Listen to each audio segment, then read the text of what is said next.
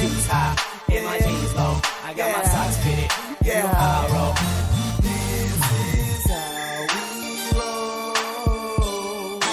Homicidal clothes cause I'm dressed to kill. Leave 6 bitches oohing cause I'm worth a mill. Flow is ill, spitting no vomit spill. Killing them softly but I ain't Lauren Hill. I'm a Beantown boy with a Trigger City mind state. Leaving whole surprise like they going on a blind date. Had that ass spinning, best believe that booty gyrate. Come fresh to the game so y'all lanes better migrate. Versatile cat so I flow on the South Beat. Spit so hard I fuck around and hurt my teeth. My vision stays clear, why y'all looking cloudy? Yeah I spit fire but misses don't doubt me. Jumping hard on tracks, call me steroided rabbit. Consistently murder beats like a serial killer's habit. Chop his flow, so I took the game and stabbed it. Copy my style, but it's too hot for you to grab. I got my shoes high, and my jeans low. I got my socks fitted, you know how I roll. This is how we roll. I got my shoes high, and my jeans low. I got my socks fitted, you know how I roll. Wale,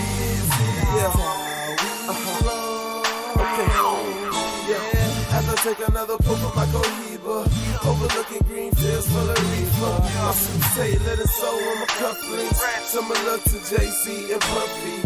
I ain't saying that I wanna be like them. I'm getting fat stacks while your paper's so thin. Look within the eyes of a hustler. I need me a mansion so I can buy a butler. This is a classic, so put me in the classified. I'm extra fire, so she suck me like a pacifier. Old school Chevrolet, riding up the interstate. Bitches give me crazy love, niggas want a hard hit. Pussy nigga try me and you gon' get a scar face. Ain't no way I'm getting caught, that's gon' be a hard case. That baby girl, my 38, my trigger finger on the cake. Shoot you niggas in the face, you gon' see the pretty I got my shoes high, and my jeans low. I got my socks fitted, you know how I roll. This is how we roll. I got my shoes high, and my jeans low. I got my socks fitted, you know how I roll.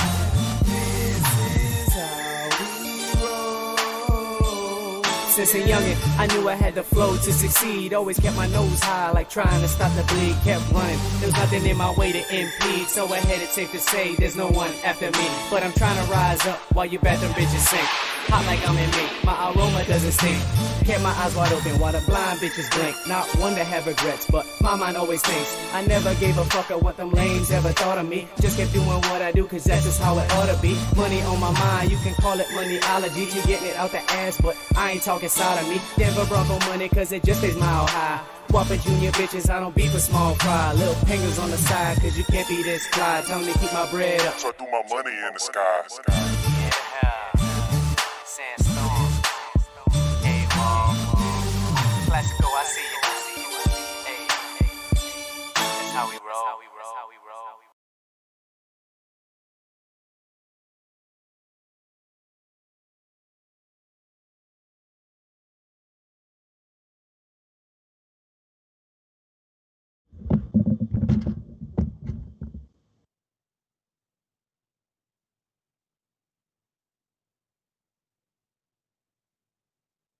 What is up, my people? Welcome to another episode of the TOWNIE Sports Podcast. I am your host, Sammy, and I am alongside none other, my homie, the one and only Victor. What is going on, Vic? Happy to be here, Sammy. What a crazy weekend it was in terms of trades and March Madness and NFL signings. I'm ready to get down to all of it tonight, sir. Dude, me too, man. There's been so much going on, and we're going to get into, a bunch of the big key happenings. But first off, we got to talk about the weekend games we had in March Madness. And boy, did we have a lot of presents that the March Madness gifted us this weekend. First off, let's start off with Oregon State, 12 seed. They continue to run, dude. Like, they beat Loyola. They crushed, Sister Jean's hopes and dreams of a second Final Four in the past 4 seasons. Yeah, poor Sister Jane. I mean, she made it through COVID, but they couldn't make it to the Final Four, which was unfortunate. But prayers up, Sister Jane. Make it to another one. Yeah, heck yeah, man. Oregon State, it remained strong defensively.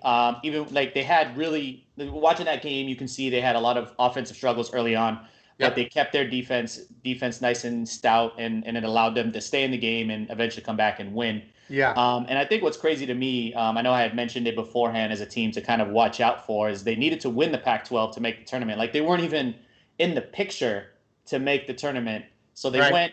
won the Pac-12 Yep.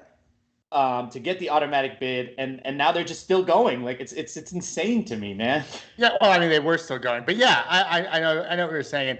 And Clark, if you could give me that method, if you give me that picture, that stat that I wanted to show everybody, that there's three Pac-12 teams that made it to the Elite Eight, which I thought was very interesting compared to every other conference that was still left that only had one team.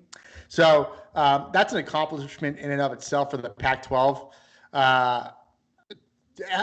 And for me, I feel like everybody thought they were probably one of the weaker conferences. I know Chris doesn't agree with this, but I feel like it was I don't know. I feel like it was a shot at the Pac-12, and they came out swinging, and they made a statement for sure.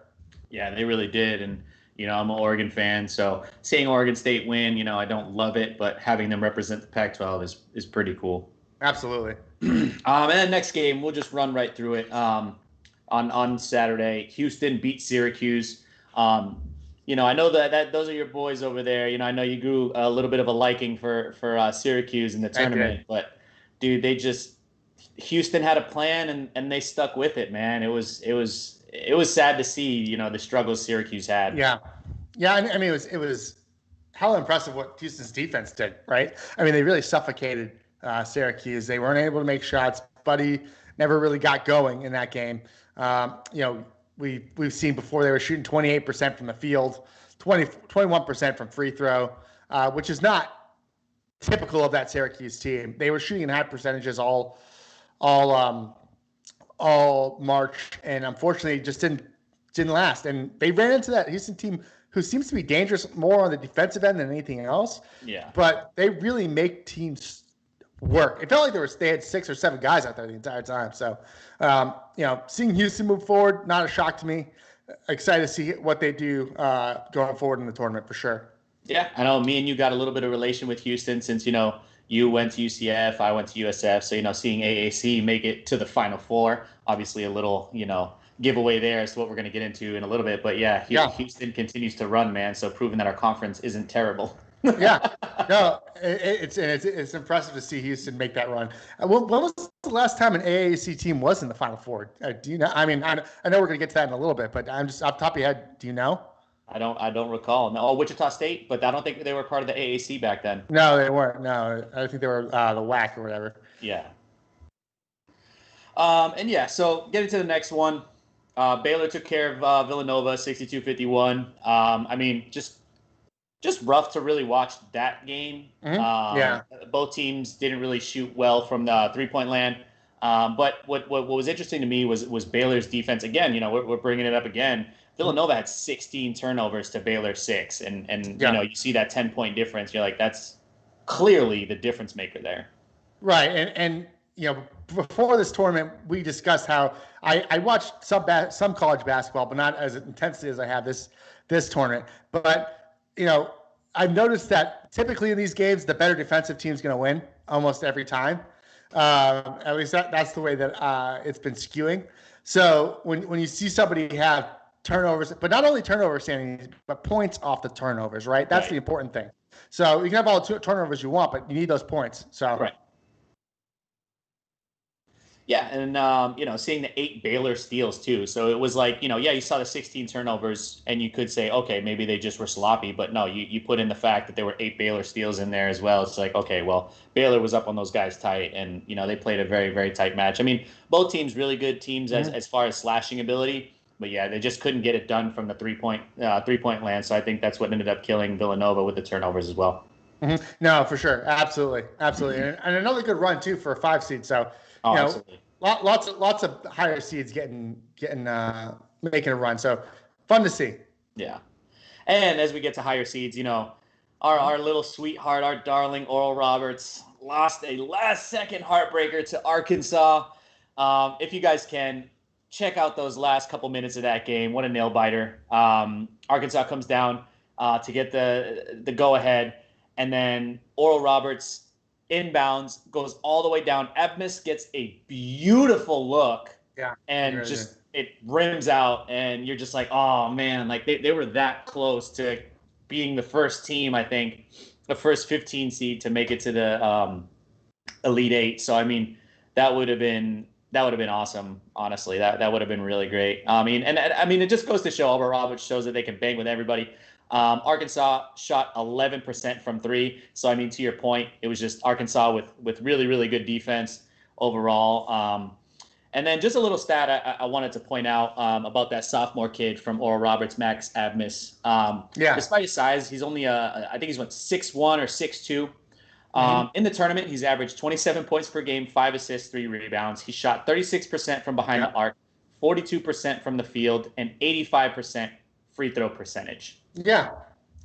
He's the third player in the last 30 years to average at least 24 points, shoot 40% from three, and 50% for two from the field in and at least his first or second year of college. Do you know the other two players off the top of your head by chance? Maybe you looked, but I have no idea. Kevin Durant and Steph Curry. Okay, and those guys are pretty good. Okay, so let me ask you a question. What do you think he did for his draft stock? Does he jump up to? I mean, was he a first rounder before this tournament? No. Do you think he's a first rounder after this tournament? No, I think he's small.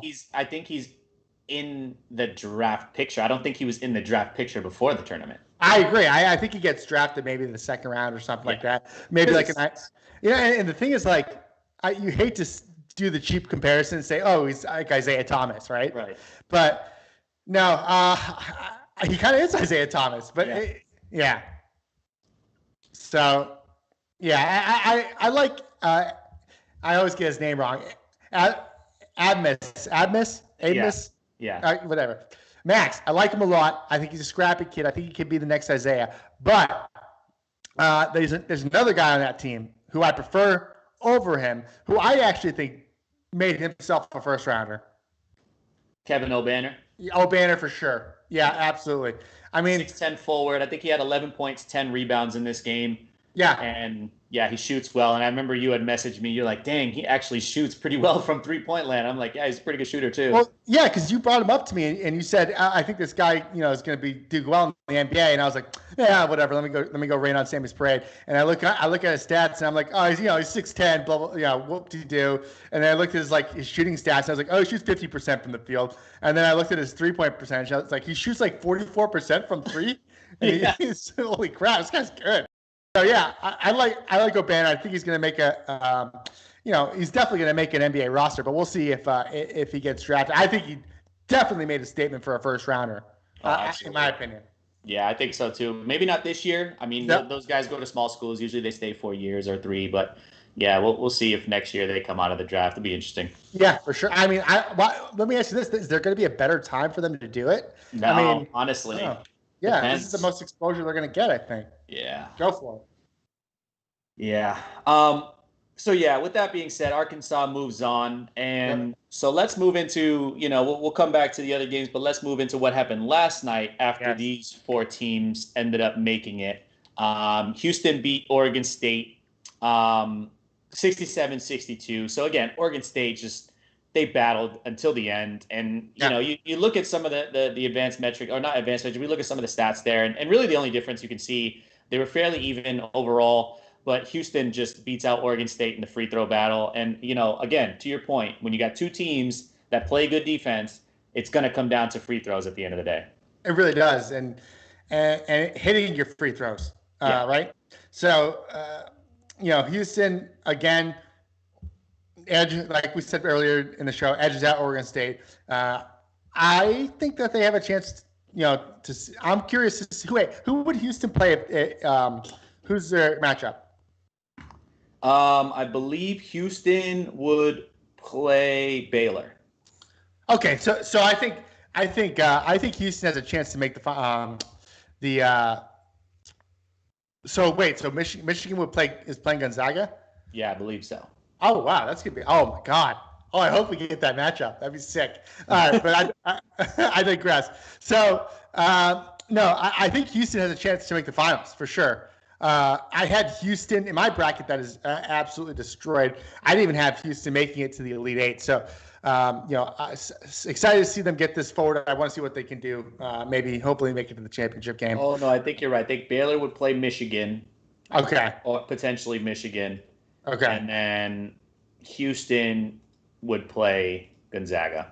Because as we're talking, Gonzaga's up 49-30 on USC, and I think that's a foregone conclusion. That game's over. But okay, well, it was good running, Houston. Good job. You made the Final Four.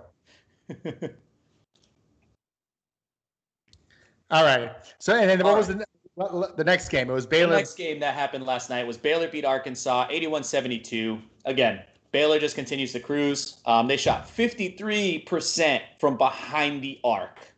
Okay. Dude. That's tough. That's tough, man.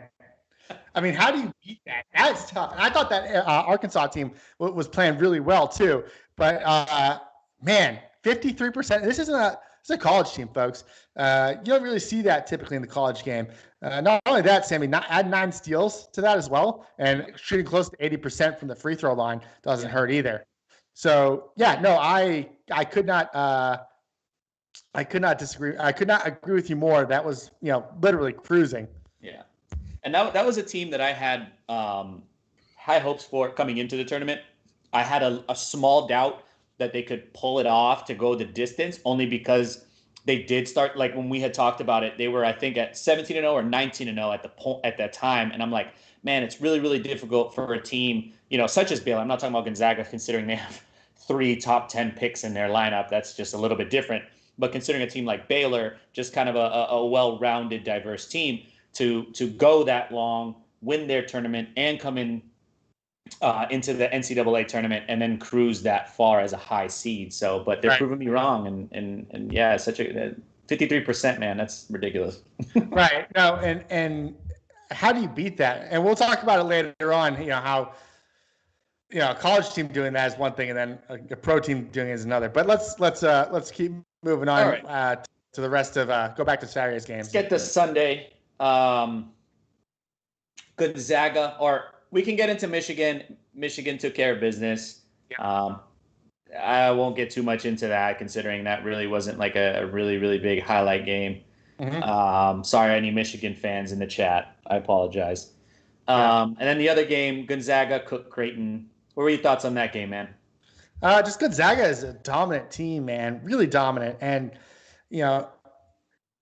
they have a dominant big guy. Well, dominant in terms of college, right? Timmy is really good down low. He's got soft touch around the rim, but also he sets good screens. He's a good defender.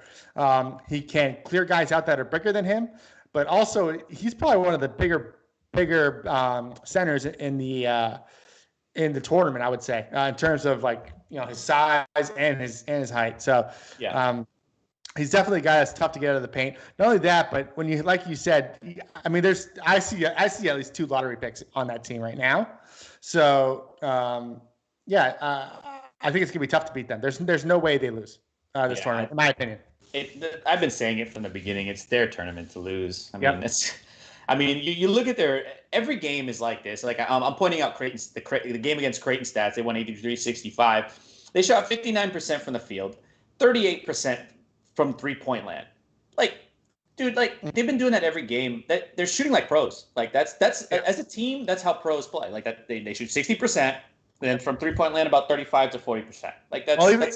Even I don't even know pro teams that shoot 60% in one game. I mean, that's impressive. But they don't go below 50 when they're shooting. Their field goal percentage is rarely below 50. Yeah, and lots of those shots are coming around the rim, which is good, which is what you want to do. Right. High percentage. Tournaments. So yeah, exactly. So yeah, I love to see it. Love to see it. We got to talk about the other game though. That was the real. The other game on Sunday, you and I were texting the whole time. What a crazy game. 11 seed UCLA upsets Alabama in overtime. Yeah. In overtime. And I know it's when you look at the score, it was a lot closer than that. I know it's a 10-point game, but it was way closer than 88-78. Yeah. No, absolutely, and that's only really the overtime score. I mean, that last minute shot, man, woo, that guy had some ice in his veins. It was from deep too, like hella It deep. was. And the entire time it looked good. Like as soon as it left his hand, I was like, oh, that's going in. Yeah. But man, those are the games that you watch the tournament for, right? Those like last minute buzzer. I really wish they were able to pull it off because I liked watching that Alabama team play. You watch that team, and I don't really see like a surefire lottery pick. No. There, but it's the collective, right? The collective of the team is what was pushing them forward, and ultimately it hurt them. I mean, even when Juzang fouled out, I thought, okay, this is going to turn around, and it really never did for Alabama. So unfortunately, Alabama's out of the tournament. Despite that last second three, UCLA still shot well. Bama's field goal free throw percentage was 44%. I mean, and we were talking about that too when you and I were messaging each other during the game. Like they missed the last 4 free throws. Like they could have went up. Like they could have went up in that game at the end of that game. UCLA gave them the opportunity to go up in that game. Yeah, and it could have been partially planning on the UCLA coach, which I give him props for. Maybe he scouted that. He knew that this team is not a great free throw shooting team, so I'm going to put him at the line at the end of this game and give my team a shot. I don't know if it was game plan, but that team is bad at the free throw line, and you're not going to see much worse than that either in the tournament or in at the playground. I mean that's terrible numbers. And before we move on, I do want to say, if you guys go back, I think about 5 episodes, I did mention Alabama and the coach that they had there, as well as what he's done for that basketball program and how he's turning it around. And it's actually scary to think about that we could potentially have Alabama have a really good basketball team and a really good football team. And it annoys me because of all the Roll Tide fans. Yeah, and I'll tell you what, Sammy, a few balls bounce a different way, or people make free throws, and we're talking about the SEC having 3 or 4 teams in the Elite Eight, not exactly. The Pac-12. Yeah. So, obviously Florida was in the tournament, got knocked out in the Sweet 16, but a few balls bounce the other way, and who knows? Yeah. We're talking about Alabama, Arkansas, and Florida. Yep. All right, so the last game of the night, I stayed up and watched this game, of course. It was so frustrating to watch, but, I got to stay up till the end of the game. Yeah. 6 seed USC take care of the rivals, 7 seed Oregon Ducks. It kind of sucks that they just packed 2 Pac-12 teams against each other. Like, it's just like, oh, my God, really? Like, it was so frustrating. I mean, I knew coming into the game it was going to be difficult because the Mobley brothers, as you and I have talked about the last 2 pods, it's like, those guys are good, man. They're so long, like 6'10" and 7. I think 1 6'10", 1 7 foot. Like, and Isaiah can shoot. Evan is just a lottery pick, as you have mentioned many times, and a top 3 pick. He'll top 3 pick. Yeah. They ran a tall man zone against Oregon, and Oregon could get nothing going. Yep. And not to mention USC shot 57% from the field, and they also shot 59% from behind the arc. Yep. When have you seen a team shoot better from 3 than from the field? I mean, that's wild. I wonder what their effective field goal percentage was. But I will say this: we got a nice little stat here from our stats and informations guy, Craig Chris. He let me know that Dana Altman, before this Gonzaga game, was 10-0 against the spread in March in the tournament. That goes all the way back to FGCU, 10-0 against the spread.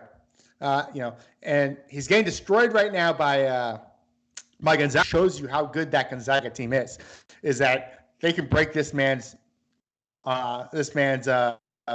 streak of covering the spread. So no, Dana Altman's the Oregon coach. Oh, sorry, Oregon coach, yes, or Oregon coach, but not the other coach. What's his name? USC coach. Shit. What's the guy that's coaching USC that coached FGCU? Oh yeah. No, I don't recall his name. Man, USC's coach. How are we missing this? Okay, I'm gonna find it right now and then I'll let you know. Gotta get it. We gotta get it. All right, so let's move on. Then when I get it, I'll think of it.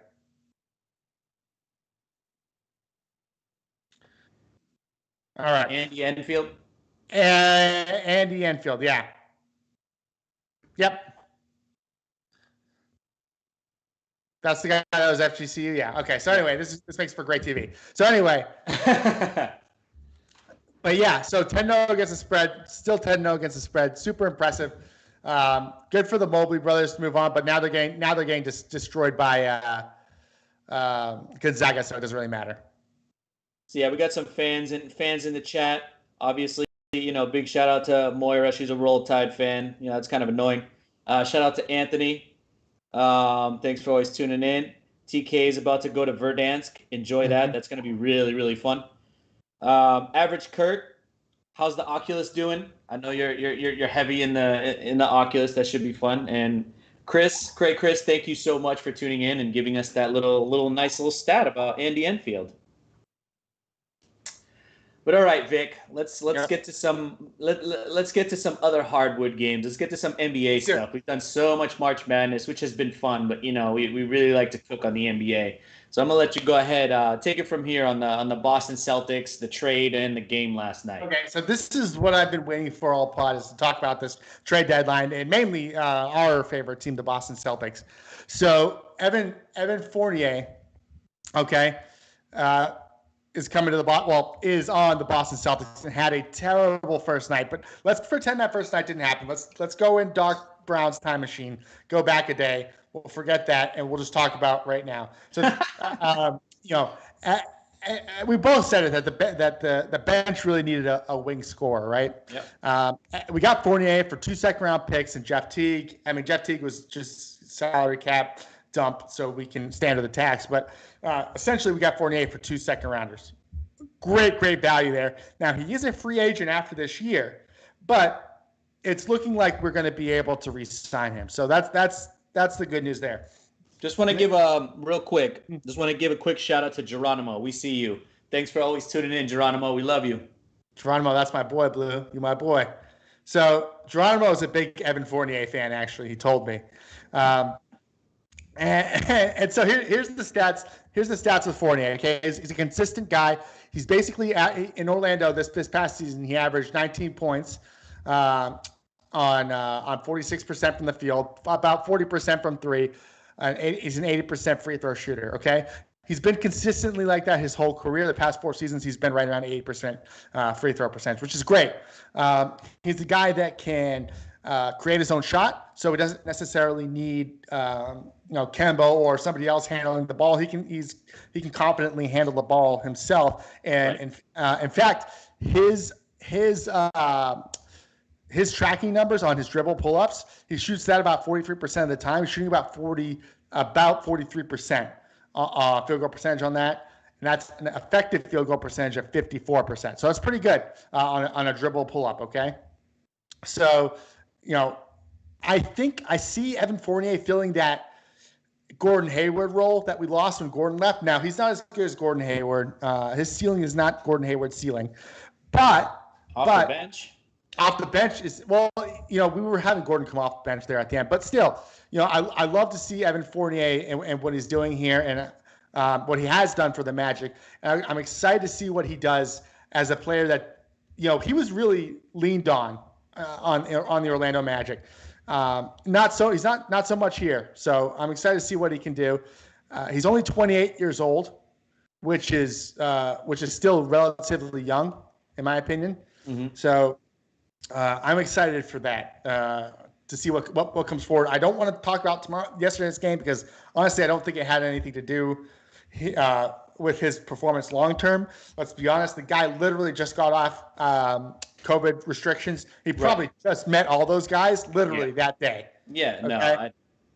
No pretend after you just got traded and had to deal with all of that, especially because I think he had to travel back and forth because he was in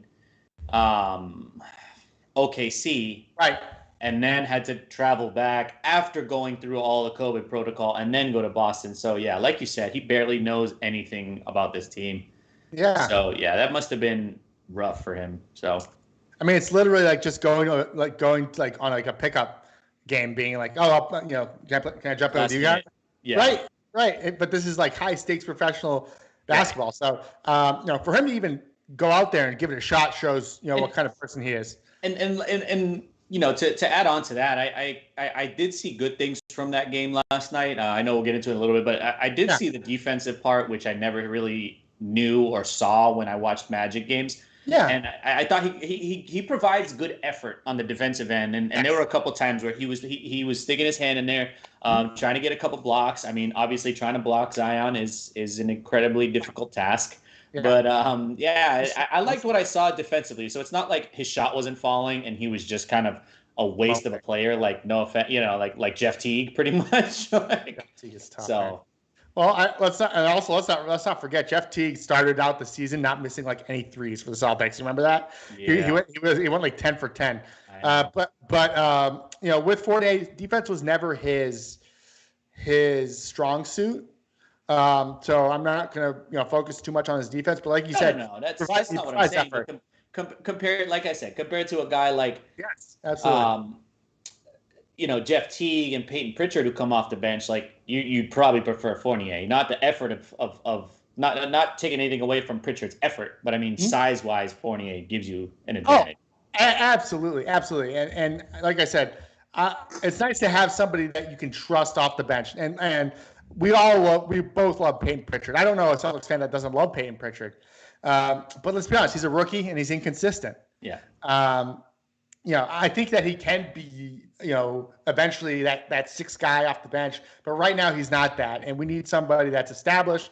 You know, and let's say that we sign Fournier long term, great. That could be a piece that we could also still move in the offseason as well. So if we resign him and then we can move him before the January 6th, as soon as the January 6th, well, it used to be January 6th. I'm not sure what the date new one is. Yeah. Yeah. But basically it's the deadline when you can trade all players signed in the offseason. So we'll see what happens there. A lot of maneuvers. The worst case scenario would be, again, losing him for nothing, but also we only traded away 2 second-round picks, so it's not the end of the world. No. Get the shot. Good trade, Danny. I like it better than going all in on Aaron Gordon right now. I think this was the right decision to make. Yeah, I think it was smart. It was a leverage decision, and at first, like I said, I was like, oh, that's all we got, but I wasn't talking about the value. I was like, oh, I thought we would get something more. But to your point, giving away too much to be desperate and get Aaron Gordon, yeah, it may help right now, but then when we think about it next year or the year after, we're like, crap, like we really screwed ourselves because Aaron Gordon is really not that good. That was a desperation move at the end of the season. So I guess, yeah, I know what Danny Ainge did was smart, and it was a good value pick. I think so, absolutely. And moving on, I just like to continue talking about the Celtics really quick.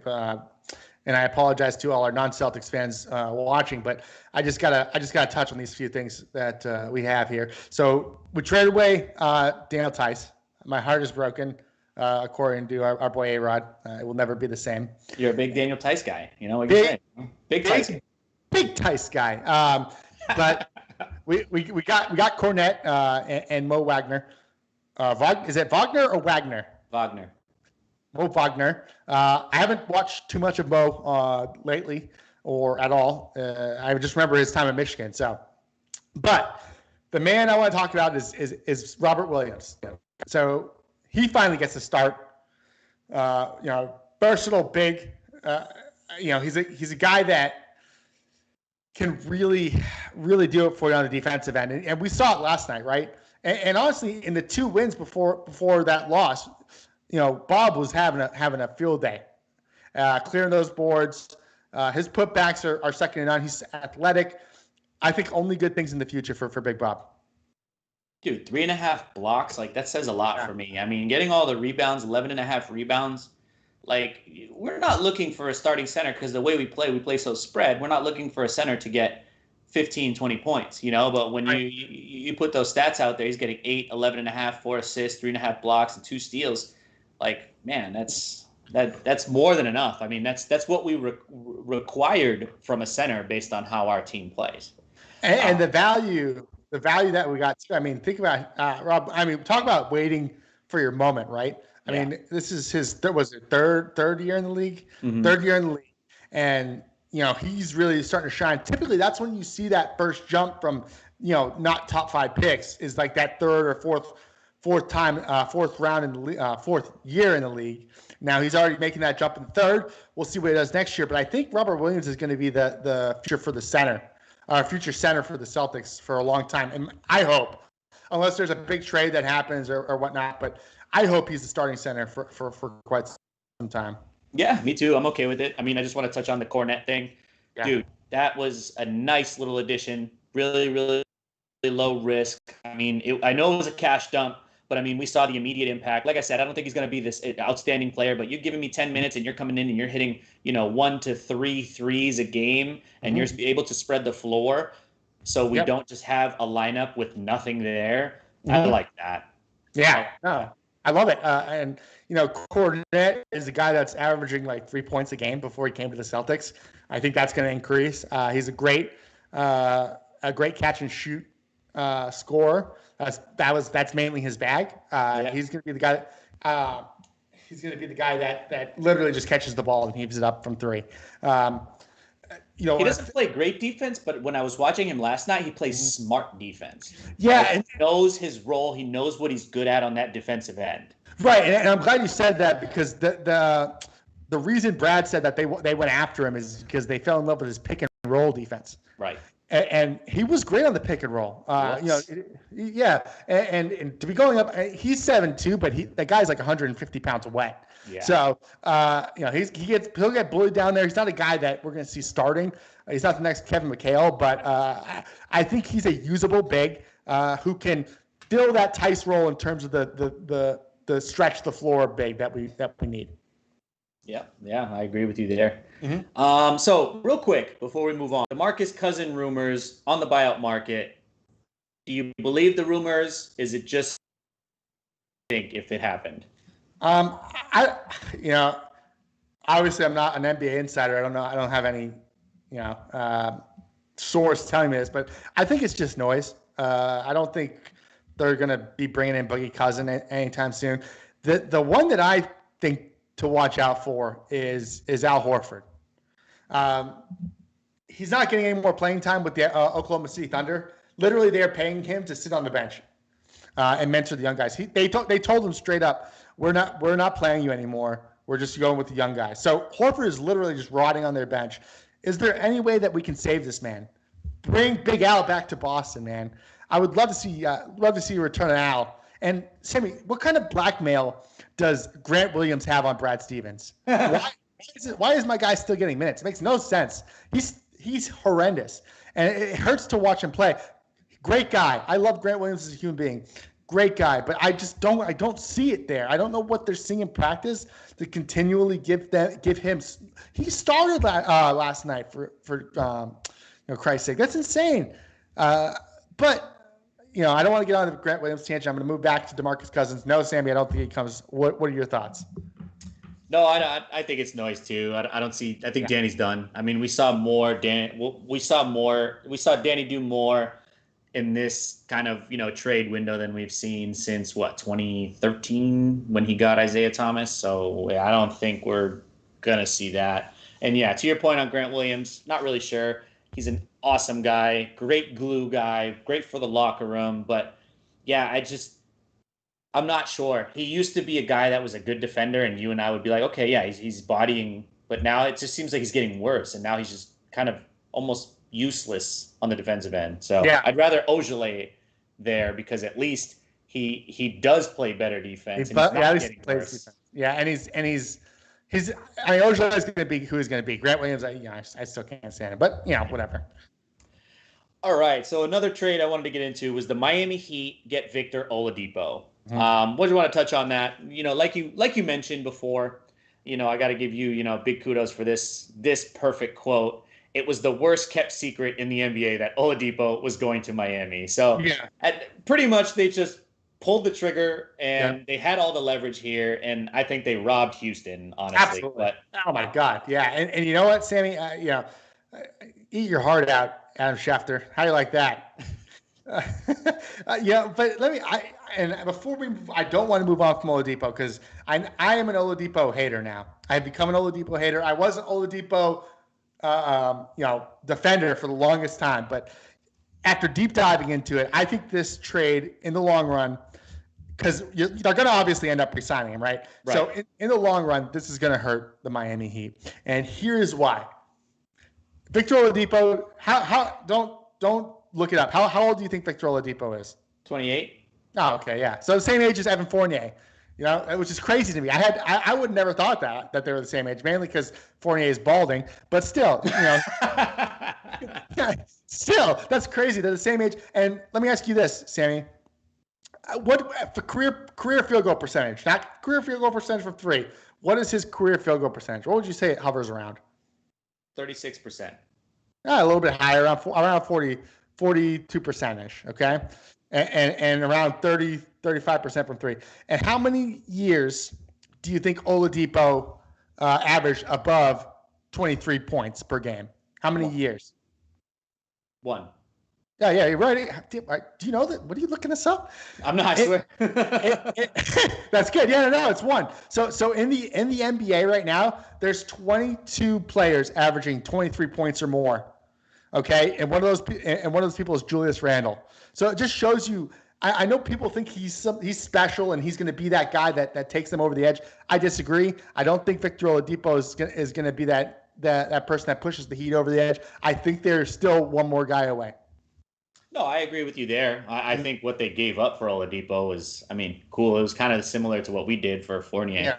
They, gave up pennies. Like I don't know how they did it. They got what? They gave up Olynyk, Avery Bradley, and then swap first round picks in next year. Like, no, not much given away. You're right. There's so little risk. But what I'm more worried about is them signing him to a big contract long term. I want to see what that number is going to be. Where do you think that number is going to hover at? I'm only saying this because we just talked about the Lonzo Ball thing. So it's got to be above that. So it's got to be in the 25 range, right? Like 25, 26. At least. And then you still got to pay Bam. He's still probably going to be under contract when you pay Hero and Robinson. Yep. So my thing is, like, you're probably going to lose one of those three guys, right? Because you're paying Jimmy Butler, you're gonna be paying Victor Oladipo, and you're going to be paying probably Duncan Robinson, or Tyler Hero is going to be the one that gets the boot. Yeah. So we'll see. Yeah. So and 2 weeks before that, they made a nice move for Trevor Ariza. Yeah. That's a depth choice. I think that's a nice little addition there. Now, with all this being said, with that nice young core that they have, they're kind of another team that kind of parallels with us, right? Like, Danny Ainge, Pat Riley have done it the right way. Get some young talent in there, kind of compete, but don't be awful. Yeah. And get draft picks and get capital and draft well. Mm-hmm. So with the team they currently have, this roster construction, plus I don't think they have a lot of great leverage as far as trading assets. Yeah. Other than their current players. So obviously you might have to give up some players.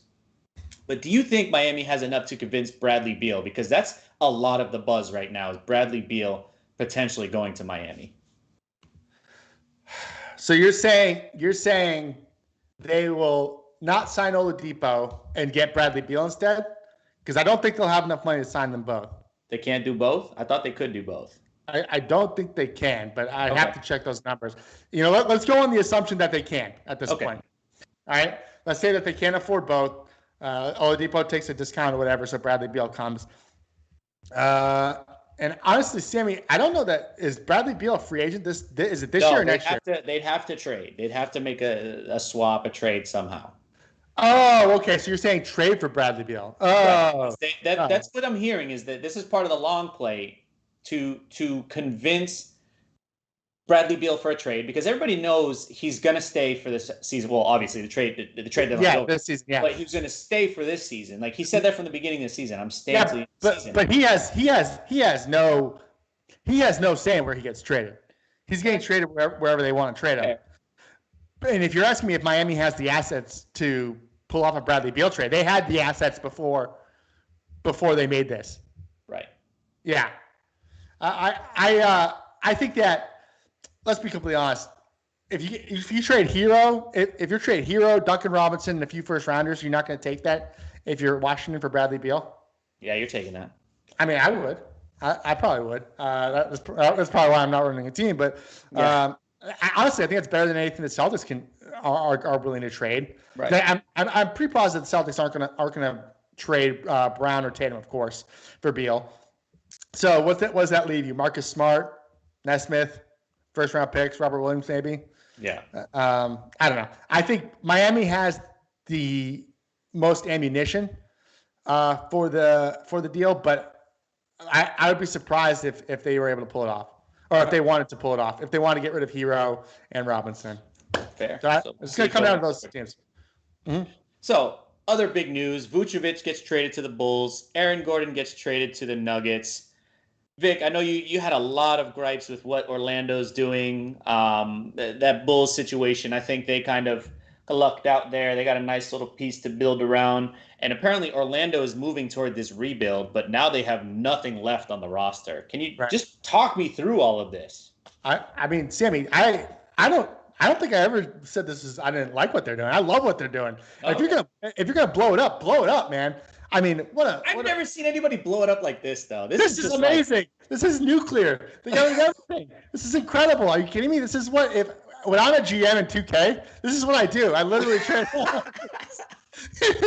they took my move, man. They're playing 2K right now. Because look what they got. Look what they got for Vucevic, right? They got 2 first rounders, 2021, 2023. Nice. Obviously, because you can't trade consecutive first round picks.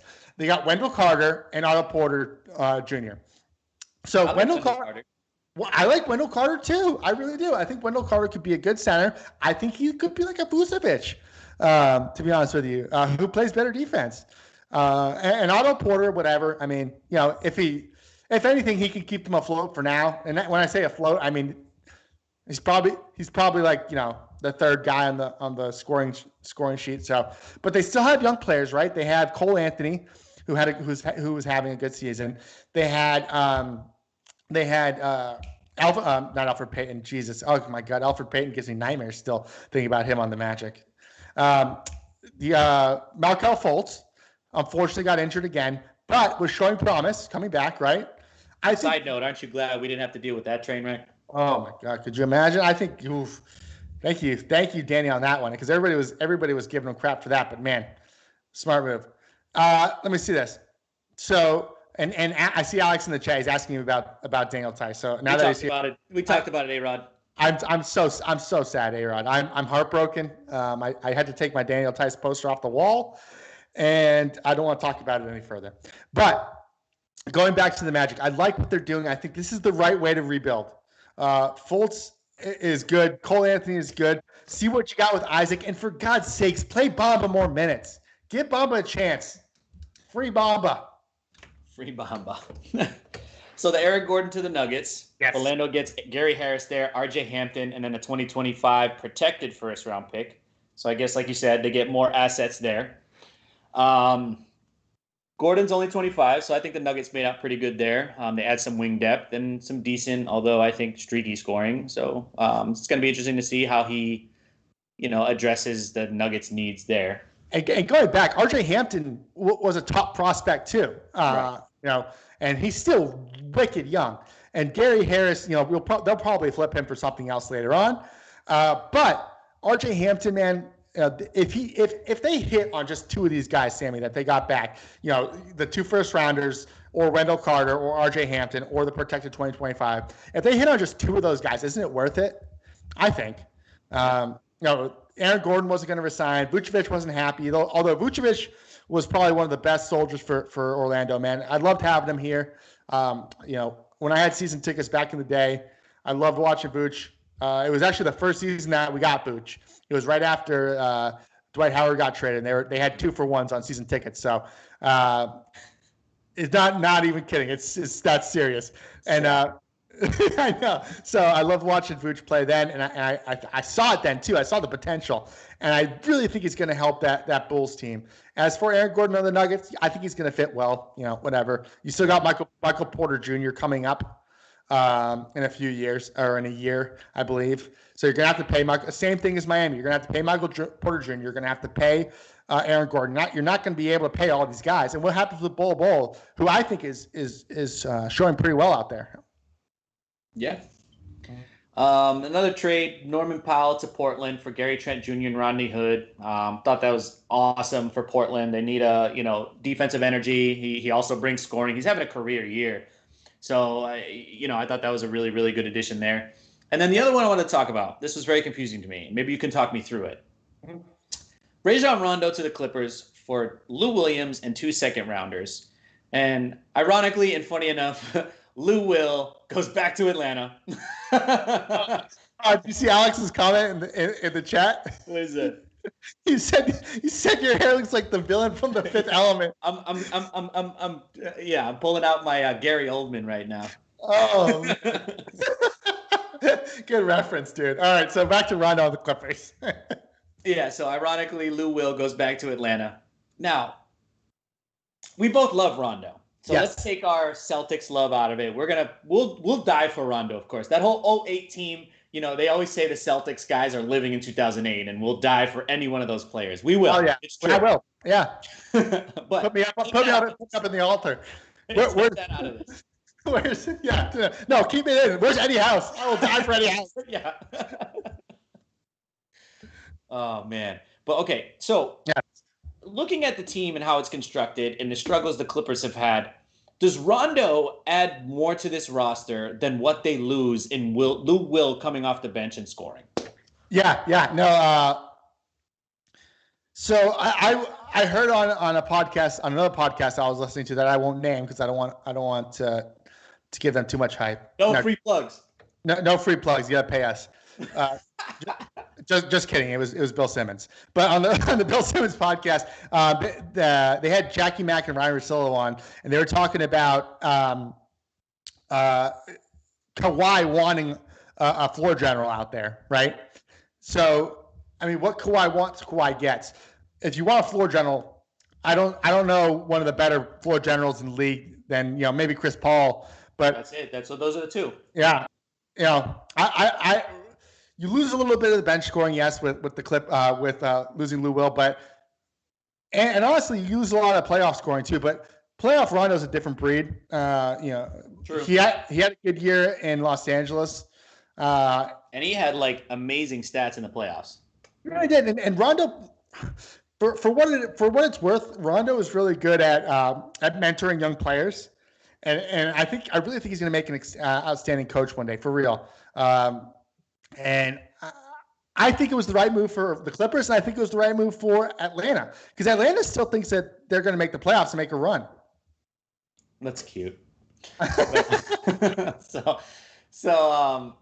right. So before we move on to the NFL, any other trades that you wanted to touch on that were important? I think we touched on the good ones here. Yeah. No. I want you to get your NFL stuff. All right. So NFL news. I haven't talked about NFL in a while because there's been so much basketball. Obviously, in the last week, it's been big. The Tampa Bay Bucks kept everyone on their roster. Obviously, a big contributor was Brady's extension, which you and I both know firsthand happens every year. He does it. He did it with New England his entire career. So what were your first thoughts when you found out that they kept pretty much everybody? I think AB is the only one left, but they kept everybody else except Antonio Brown. Yeah, I think it's what they had to do, right? It's gonna, like, I think you said it a few pods ago, Sammy. It's gonna probably hurt them in the long run, but it's what you had to do it. It's what you had to do right now. Yeah. I don't know that they have to go after AB too, but I mean that's Brady's boy. Let's be honest. He'll probably come back. Right. So, I mean, you have to do it, right? You have to bring the band together if you have the chance, I think. Yeah. I mean, okay. So I've been holding this in all pod, all week. I've been talking to a couple people. Now, my basic statement on what happened, I'm not mad. I'm not salty. I think I'm more mad at the Bucks fans celebrating, hooting and hollering, and throwing it in everybody's face. They have to understand, and you do too, the bill comes due eventually. Now, I want to preface it by saying I'm happy for the Bucks and their fan base. We live in Tampa. I'm also happy for Brady. I love Brady. I want him to have everything. I want him to have Brady. He's winning despite any of the arguments against him, and he is getting all the supportive personnel that maybe before he never got as much, which we can argue that all day, all night, whatever we want to talk about, build this, build that, whatever. My only fear for Tampa is I feel this would be potentially a post-Chucky era scenario, but with a little bit less of the implications of when Chucky just up and left or when that situation happens. I don't think the contracts are as destructive as that situation, but this is definitely 100% going to affect their salary cap in the future. Somebody tried to send me this article on like the Pewter Report, and I go, first of all, it's a Pewter Report article, so it's going to convince me to support what the Bucks are doing right now. Is that one of those Bleacher Report articles? No, it was Pewter Report. It wasn't Bleacher. At least Bleacher Report would have been. But like that's what like people do is they go on like Bleacher Report and create a blog, right? Isn't that what that is? Okay, like if anybody ever sends me one of those articles, I'm gonna send it back to you and just say no thanks. So and his and a couple of people's statement is the salary cap is expected to increase, and my response was the salary cap increases for everyone. Yeah, not just you, for everyone. Right. So they're risking the future for a run at another Super Bowl. Granted, I'm okay with it. I'm happy. You got to do it. Like you said, they've got to do it. You have to. Brady's not getting any younger. Let me also mention this. You're a big stats guy, and you're a betting man too. Wow. It's been 16 years since a team won back-to-back Super Bowls. They're due. That means they're due. 2004, 2005 New England Patriots. Yeah. Now, the quarterback on that team. Because I don't want people to get this all misconstrued or whatever they want to say about me hating on the Bucks. I'm not hating. Yeah. The goal of the NFL is to win a Super Bowl. The Bucks are doing that. Yeah. The risk is always there.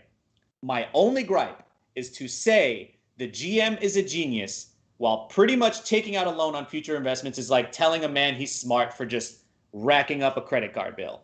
Yeah. Like I just want people to understand the stipulations here. They're going to be very bad for about 2 to 3 years after all this happiness. They are. They're not going to be able to compete in the free agent market because somebody's just going to overpay them because the salary cap's supposed to increase like tremendously by 60 to 80 mil with all the deals that are happening. Yeah. Now, like I'm going to mention, I want all my Bucks fans to know I love you. I want you to enjoy it. This is all great. But show off now. Enjoy it. But I don't want you. I want this same energy in like 2-3 years when they're like 2-14 or 2-15 because you can't compete in the free agent market because these payouts and now that your roster lacks talent because you can't pay the depth. Who's saying the GM is a genius? That's what I want to know. Bro, all over ESPN. I mean, what did he do? He got Tom Brady, and Brady pretty much brought the whole team together. I don't know how he's a genius. That's what but they're sure, saying. Whatever. They're hailing him as the winner of free agency. What? But doing what? For taking out a loan. That's what I'm trying to explain. They took out a loan. I know. I mean, I understand where you're coming from, Sammy. I really do. And it sounds like you are hurt, and it's okay. I just want it to be understood, the stipulations involved. Yeah. So I don't even know how to respond to that, Sammy. That was so well thought out and nicely done. I appreciate your thoughts on that. My thing is, you have to go all in now because this is going to be your best chance to win a Super Bowl. GMs and coaches are always playing for this season, right? Because that's how long they have their job for this season. And some of them not even, right?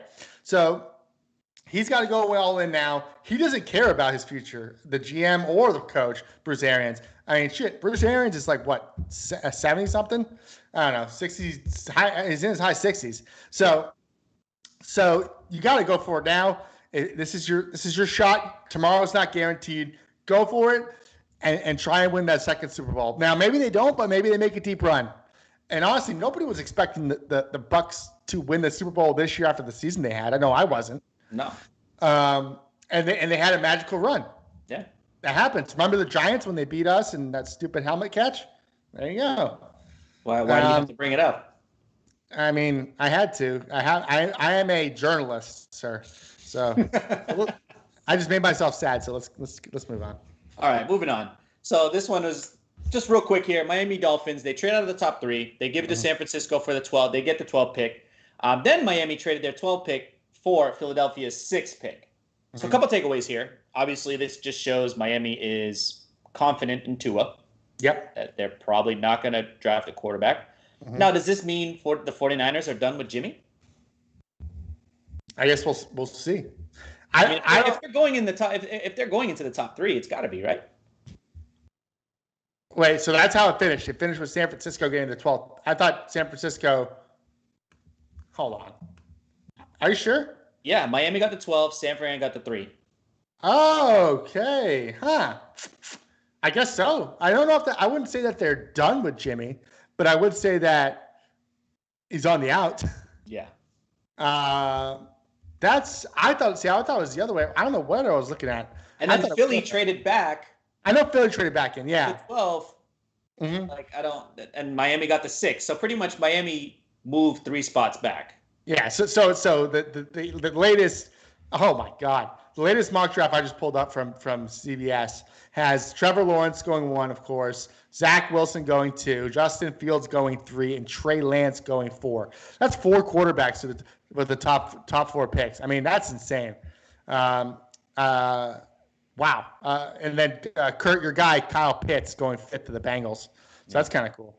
But at 12, let's see. So the Pats would have to wait till 15 and possibly see if they can land Mac Jones. Yeah. I guess that's what will tell us whether or not the Pats are gonna go after Jimmy G, right? Yeah.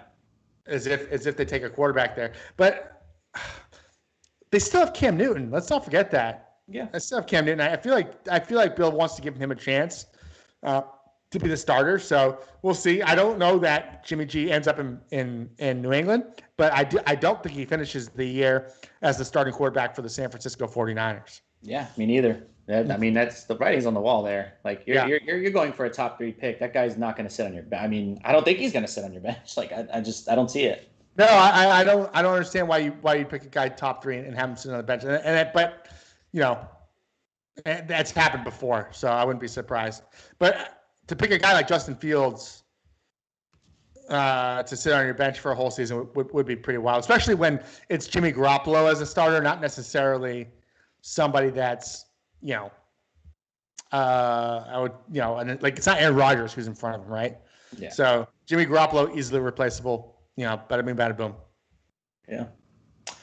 All right. So something you want to get into happened today. We got the breaking news. NFL adds an extra game to the schedule. So now there's 17 games. Talk me through this, Vic. Convince me why this is cool.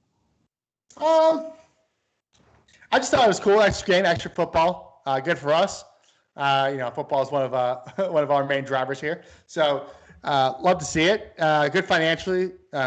You expected to see this after the COVID season that we just had. Right. A lot of owners losing out on money here. Mm-hmm. As a player, you would be concerned, but hey, I'm happy to see a 17th game. I don't know what the fantasy football implications will be. I'm assuming just another game. But hey, like I said, more football, awesome. I'm all for it. Yeah, so it could be pretty cool. Got to be concerned with the players though. That could be kind of dangerous going forward. We'll see how that potentially implicates it in the next CBA. Absolutely. All right. So, Vic, last thing before we go, I want to talk about the Champions League quarterfinals real quick. So, next Tuesday, April 6th, Real Madrid, Liverpool, rematch of the 2018 Champions League final. Mm-hmm. To me, how Madrid still managed to get to this point in this season is beyond me in the Champions League. But I think this is going to be a fun game to watch, especially after, Mo Salah in 2018 having that sketchy foul by Sergio Ramos, which Ramos said was, it was clean. It was clean. Looked a little sketchy to me, buddy. Yeah. Madrid, thankfully, will welcome back Danny Carvajal at right back. So he's been injured since February. And honestly, not to mention both teams are pretty banged up. So honestly, though, if I'm a betting man, I would put money on Madrid to make it to the semis just because of that caliber they have. I don't think they have anybody good, so I think the semis is just. I don't think they're going to the finals. Yep. I think they got a really good draw with Liverpool there because of how Liverpool's been struggling. No, I just let your European soccer knowledge just wash over me like a cool breeze. I take it all in, buddy. All right. Keep game. So the other game on Tuesday, this one I think is the game everybody has to freaking tune into. Among many things, Manchester City versus Borussia Dortmund. Manchester City, they're top of the table with 71 points. They're 14 points ahead of second place, so it just seems like they've won the Premier League already. USMNT purposes right now, Zach Steffen, goalkeeper, probably won't play, but you never know. Things happen, and if Zach Steffen goes in, he's going to play in a Champions League game. It's going to be pretty awesome for the United States. Yep. However, Absolutely. on the other side, Gio Reyna, he will definitely be playing. He's another U.S. men's national team player. Yep, one of the best prospects. That's going to be pretty cool. A guy playing in, the quarterfinals of the Champions League. Yep. Obviously, there's another game we'll talk about later, but and then someone for you to watch out for, Vic. I like to throw things at you because then you tune into it and you see and you're like, damn, that's pretty cool. Erling Haaland, Norway, 20 years old. He is the next phenom. Kid is ridiculous to watch. Guy scores goals all the time. Yeah, he's getting linked to a lot of big clubs this summer, right? Yeah, he's getting linked to City. He's getting linked to Liverpool. He's getting pretty much if a team has money, he's linked to them this summer. Unfortunately for Dortmund, no Jadon Sancho, so that's going to be really, really tough. Yeah, I'm looking for a big game from Reyna. I think we're going to see Reyna, be able to do some of his magic and really show himself because I know Sancho kind of leads the show in that midfield, but I think this is going to have to show Reyna's creativity. I think this game's going to be awesome.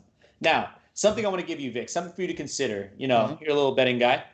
In the last 5 Champions Leagues, Manchester City has never gotten past the quarterfinals.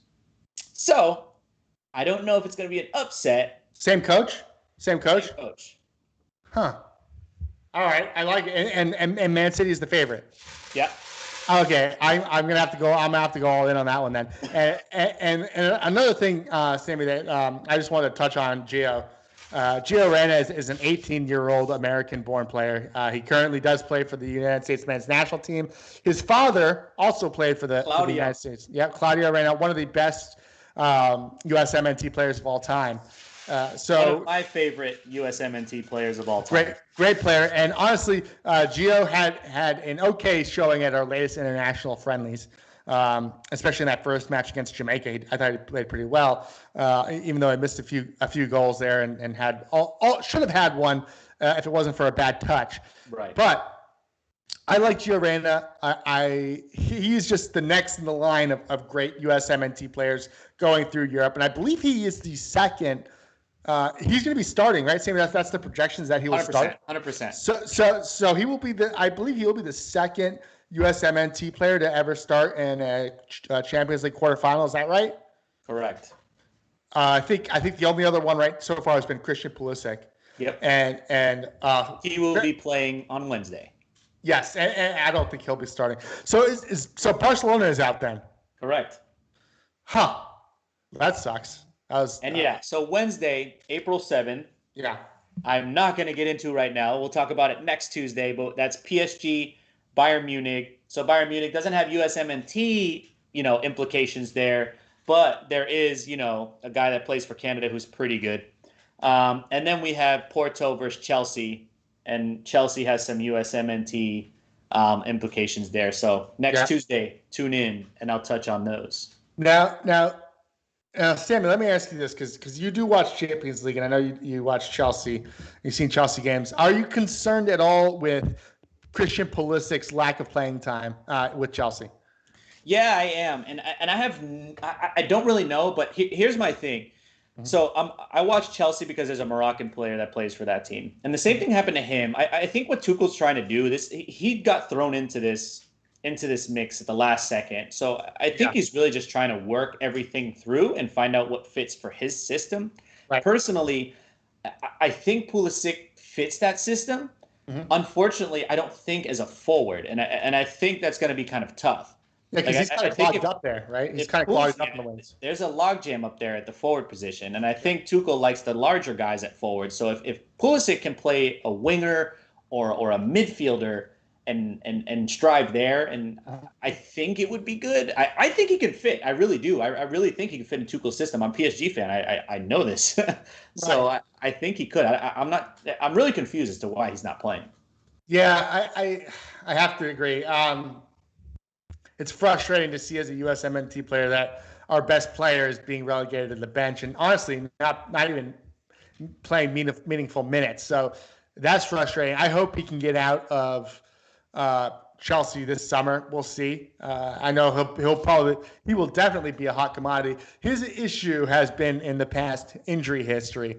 Yeah. So he needs to learn how to stay healthy and go on. I know LeBron just got hurt, but I mean, let's give the guy a break. He's like 37. Right.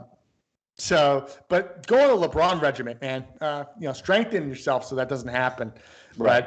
But I'm excited to see the other young guys that we have still in the tournament. Stephen obviously probably won't be playing, but Gio Reyna for sure. Yeah, it's going to be interesting.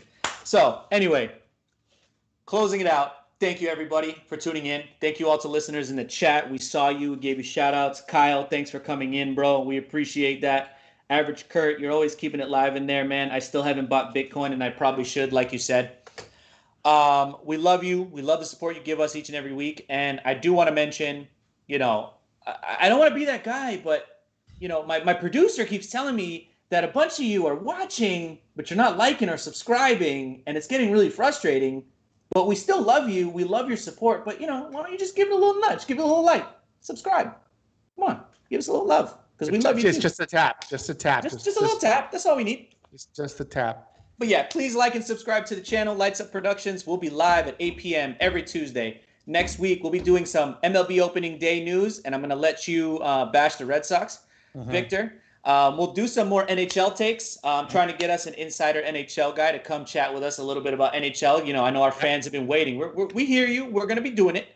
I'm also going to touch on Wednesday. I'm going to touch on the highlights of Tuesday's Champions League games. So hopefully, Gio Reyna scores the quarterfinal action. And then I'll preview Wednesday's matches since, I said I'll get to it.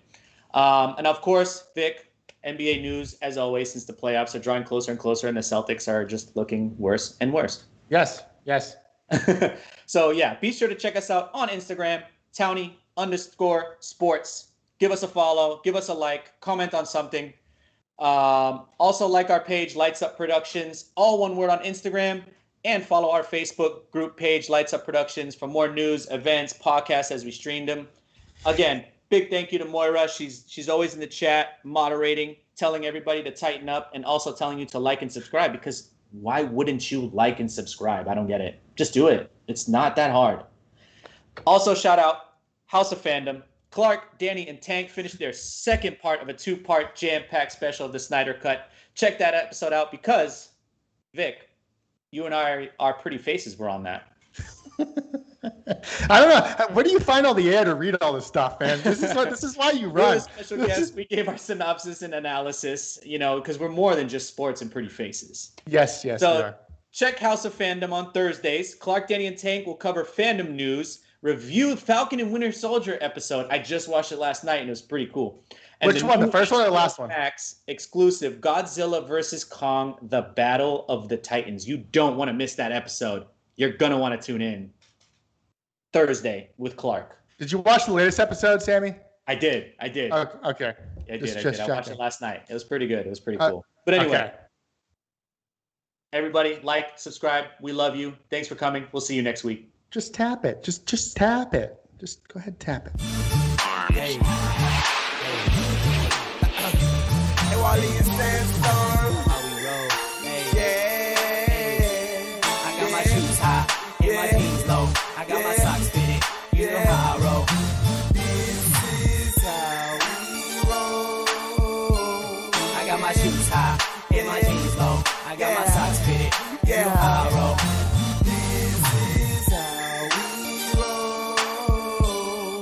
Yeah. Homicidal flows cause I'm dressed to kill. Leave 6 bitches oohing cause I'm worth a mil. Flow is ill, spitting no vomit spill. Killing them softly, but I ain't Lauren Hill. I'm a Beantown boy with a Trigger City mind state. Leaving hoes surprised like they going on a blind date. Had that ass spinning, best believe that booty gyrate. Come fresh to the game, so y'all lanes better migrate. Versatile cat, so I flow on the South Beat. Spit so hard I fuck around and hurt my teeth. My vision stays clear, why y'all looking cloudy? Yeah, I spit fire, but misses don't doubt me. Jumping hard on tracks, call me steroided rabbit. Consistently murder beats like a serial killer's habit. Drop his flow, so I took the game and stabbed it. Copy my style, but it's too hot for you to grab. I got my shoes high, and my jeans low. I got my socks fitted, you know how I roll.